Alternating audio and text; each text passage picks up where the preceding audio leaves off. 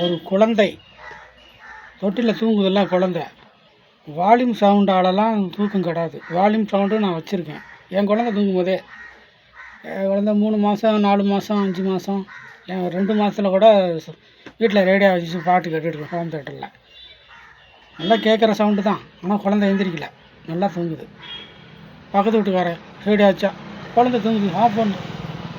இவனுக்கு அப்புறம் அந்த வேலைக்கு போகாமல் வீட்டிலையே இருந்துக்கிட்டு தென்னை மரத்துக்கடியிலையும் வேப்ப மரத்துக்கடியிலையும் புளியா மரத்துக்கடியிலையும் டீ கடையிலையும் உட்காந்துட்டு பொழுதை போக்கிக்கிட்டு வேலைக்கு போகாமல் அப்புறம் மத்தியானம் ஆனால் தூங்குறது. அப்புறம் நைட்டில் யாராவது பக்கத்தில் ரேடியோ பண்ணிச்சுன்னா தூக்கமே போச்சு அப்படிங்குது. உனக்கு உடம்புல ஆரோக்கியம் இல்லை.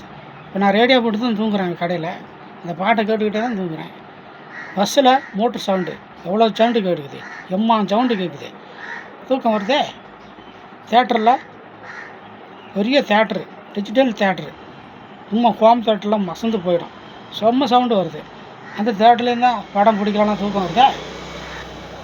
இதுக்கு என்ன சொல்கிறீங்க? தூக்கம் உங்களுக்கு உடல் டயர்டு இல்லை, அசதி இல்லை, சோம்பேறித்தனமாக இருக்கிறீங்கன்னா தூக்கம் வராது.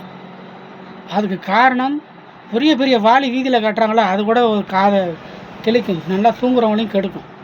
ஆனால் இந்த சவுண்டு ஸ்பீக்கர் சின்னதாக இருக்குல்ல, ஒரு 8 இன்ச்சு பாக்ஸு 6 இன்ச்சு பாக்ஸு